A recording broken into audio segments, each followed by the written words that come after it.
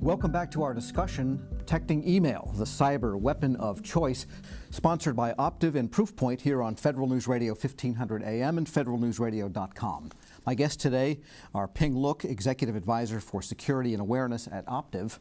Bhagwat Swaroop is the Executive Vice President and General Manager for Email Security at Proofpoint. Sean Lang is Chief Information Security Officer at the Library of Congress. Cameron Dixon, National Cybersecurity Assessments and Technology Services IT Specialist at the Homeland Security Department, and Captain Michael Dickey, Commanding Officer of the Coast Guard Command, Control, Communications, and IT Service Center. And I'm your moderator, Tom Temin. Before the break, Ping, you were going to talk about the damage that email attacking can do, I guess, commercially and reputationally. Yeah, sometimes I think that now there are a lot of attacks just for a type of industrial espionage where they're damaging a person's brand or company's brand, right? They want to embarrass their competitor, or they want to get information out of them, right, that they can then use to their own advantage. So it's grown from where back in the day, 20, 25 years ago, people did things because they thought that there would be financial gain from it. Now they can just do it to break people's trust, right? Get you to distrust the people who you should be trusting. Someone who was a prospective partner is now your prospective enemy. And it just drives a wedge, right? And it prevents business from being easily done because who can you trust?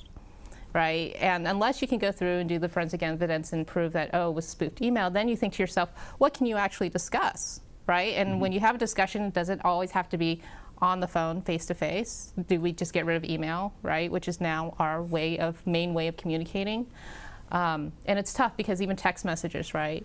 You think that you're actually getting an email from your mom or your dad, and it's not. It's some guy who's trying to get your bank account so they can empty it out. So it's really tough. All right, and I wanted to ask Captain Dickey, in the C3 context, how does email fit into there, and what are the particular cybersecurity issues that you're seeing in that context in a, I guess, Homeland Security, quasi-military type of setting for email? So we're definitely a military setting for the Coast Guard, and while email started out as completely an administrative tool, with no specific intent in mind, it has absolutely become a command and control tool. And because of that, one of the concerns that we really need to continue to pay attention to is exactly that of trust. When a Coast Guard unit receives an email from a commander in their chain of command, they need to be able to trust that the email received is from who it appears to be from. So we enforced signing of emails. That has still been a challenge with mobility to actual sign in and encrypt and receive signed and encrypted emails. But so we're focusing on that with our mobile devices. But email is absolutely now a command and control tool. Okay, so that means that operational orders come via email instead of through some old-fashioned mean that might have been. Well, the old-fashioned means would have been record message traffic, and we had very robust message systems. Like auto-din, that type of thing. Absolutely. So not too many people can talk about auto-din anymore because very few people actually understand what it is. So email has become the kind of default method of command and control, and we still have some record message systems. But that's not the tool of choice. Okay, interesting. So yeah, it really has crept into, as we said, all communication. And so I guess moving on to the notion of how you correct all this, how you get your arms around this, Bhagwat, we'll ask you the first question. I guess it begins with visibility into what's happening in email at some level, and explain that for us. Yeah, I think there are two aspects of that. One is you can't fix what you can't see, and I think it's important for organizations to realize you need visibility not only within the organization, but outside the organization as well. So today, most people think of email as an attack vector, that it's only targeting your employees, but one of the trends we have seen across the industry, and as I meet with customers around the world, it's quite persistent that the bad guys are targeting not only your employees, they're targeting your business partners, they're targeting the supply chain. There are more ways than one to disrupt the organization. So, and I think this is where DMARC and some of those protocols become an interesting discussion point to get visibility within the organization as well as outside. Second thing I would say is that how do you translate that visibility into actionable intelligence, that an organization can meaningfully take action in a short amount of time to ensure that the communication flows through. This is where we rely on machine learning based technologies to parse through the vast amount of data to basically figure out what's a suspicious sender versus the legitimate sender who's failing authentication for a variety of reasons. And I think this visibility is super important to build awareness and the right level of prioritization within the organization. Now, the machine learning is necessary because of the sheer volume of data. I mean, when you get a returned email, look how much text there is just regarding the behavior of that return or bounced email. So is it simply because of the volume, or because the machine learning can detect information and trends about all of that data? It's actually both. So it's not just volume alone. So volume is one of the factors, but there are heuristics-based methods that people can apply to that.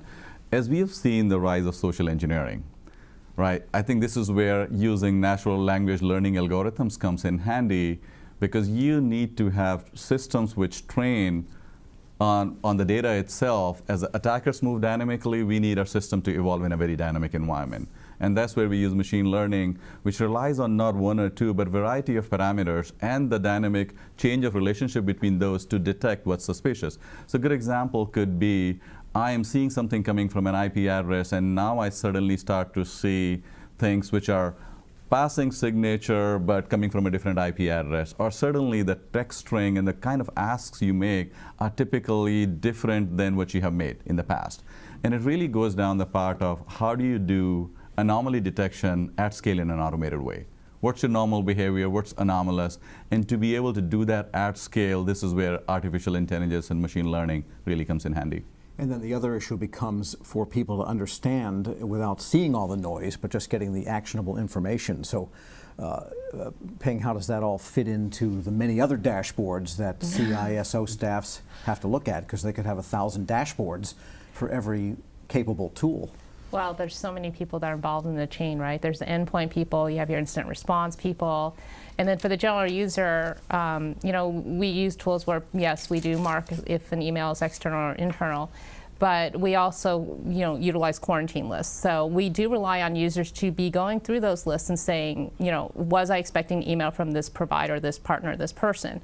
Because unfortunately, as Cameron and Sean have said, people want to receive the email. They want to be getting the communication, right? So we do have to rely on them. And so we work really hard on educating users to look closely, right? And we also do initiatives where, you know, during certain times of the year, where we're like, you should not be receiving your IRS scam email or your Amazon. No one should be doing personal business on Amazon anyway, with their company accounts, things like that. So we do a lot of initiatives, and we do it throughout the year, right? It's constant, and you have to be constantly communicating with them. And when we see new scams come out, we always push out communications and try to do initiatives around those, because we realize that they're susceptible, right? And not everyone's seeing the same things. Sales teams will see things differently than finance people, who will see things differently than the IT people.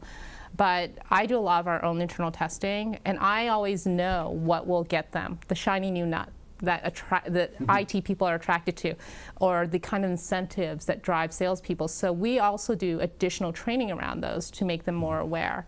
And, you know, we always make it a positive experience, right? We do not hit people with a stick. We're like, okay, if I can get you to do this, what is someone else who's really trying really hard and knows that, you know, it's getting close to the holidays, you want a bigger bonus, and we list our partners on our website, so that already becomes another harvesting part where social engineers can say, oh, these are the partners. I will hit up every person that is at your company to see if they want to get this bonus if they sell a product, right? So unfortunately, we make it easy for attackers, but then we have to do our end, have our automated machine learning technologies in place, and educate the users, right? So you've got to just keep at it. And it's sometimes you feel like a gerbil in the wheel, but oftentimes you are very successful. We have a lot of good success stories with both our clients and internally. Okay, yeah, Sean, how does that work? The analysis and then the feedback to the users, because we're talking about end user education, but I think earlier we also said that if you can head off these things from ever coming in the first place, that's even better than training users as they get through. So how do you balance all of that? Well, it's a very difficult tightrope to walk. One of the issues is, of course, we have to assume that the malicious message will eventually get in. The attacker will break one of the various walls that are up, and one of the other areas of defense is, of course, going to be the workstation and the end user itself. So we have alerts that set up if a message behaves strangely. An email had a PDF, the PDF did something, and that something's doing a call out. So all of a sudden it meets criteria, and then different alerts go out. The other is... And you need to know that. You need to know that before 6 months have passed. Correct. It's literally, this has happened, the communication's been blocked, and now we're going to the workstation to triage what happened, either remotely or on site. And the other issue is looking at the message and say, as an end user, what is there to learn? So looking at a message and saying, would I believe this, or is this common, the Nigerian prince scenario, that no one should have been fooled by this? And then tailoring the education to the user on, hey, this is some things to look for. Another thing is we tell our users, and it does bombard us at times, hey, if you get something that you're not sure of, send it to us before opening it. We'll let you know if it's good, spam, whatever. Let us be your additional spam filter on top of all the other protections.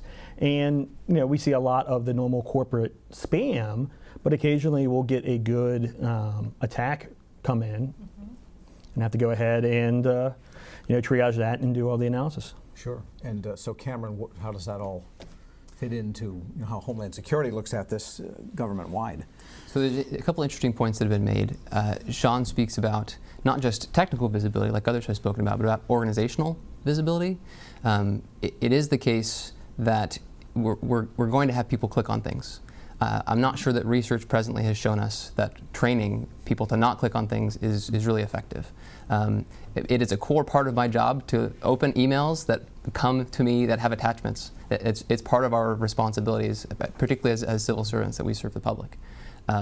So it may not be the case that you're always going to block delivery, but I think it's important to maintain organizational visibility such that when a user thinks that maybe they've clicked on something that maybe they shouldn't have, and there is some training that can let them know these are things to know that you shouldn't have clicked on, but to have an organization be in the loop, whether that's your security operations center or your incident responders, so that they know to be able to walk back maybe what damage has been done.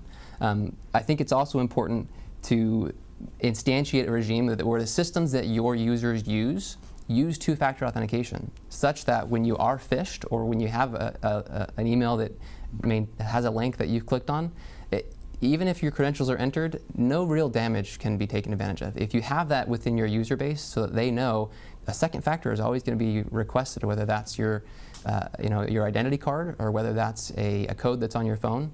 Having that awareness and expectation is really important for your users and makes things a little bit more unphishable. Sure, and Captain Dickey, you don't want the order seemingly from the Commandant to say all cutters on the West Coast proceed nose to end or stem to stern due west toward Hawaii. Then there's a submarine there, and one by one. So, but you also don't want that email to get out to their inboxes in the first place. You want to stop it at the firewall. But if it gets through, then there has to be a way to let people know, no, don't do that. So what are some of your strategies for protecting the whole chain of email events? Well, some of those, the first scenario is relatively simple to handle technically. If we have an inbound email that says it's from uscg.mil, but it's inbound, it's immediately rejected. Mm-hmm. So those emails should originate in our system, and if they don't, then right. we reject them. Beyond that, though, we absolutely have layers of protection. We're behind the DoD's Enterprise Email Security Gateway, the EEMSG, and from DISA, that filters out about 85% of their inbound emails. We still, even with that filtering in place, we still receive emails that we don't want our users opening. So we have implemented a second layer of security. Interestingly, with Proofpoint services, that have been very valuable to us. And we've looked at, maybe we don't need this anymore because we're behind EMSG, but we're still finding emails with malicious payloads that we don't want to get through. So we're doing URL redirection and rewrite, or URL rewrites, and also payload execution prior to delivery to end users. And those have been very valuable layers of defense for us. Okay, we're going to take a break on that point, and when we return, I want to talk about the new binding operational directive from Homeland Security, the DMARC standard, and how agencies can find strategies to get that done in the 90 days that they have. So we'll be talking about that. This discussion is Protecting Email, the Cyber Weapon of Choice, sponsored by Optiv and Proofpoint here on Federal News Radio 1500 AM and federalnewsradio.com.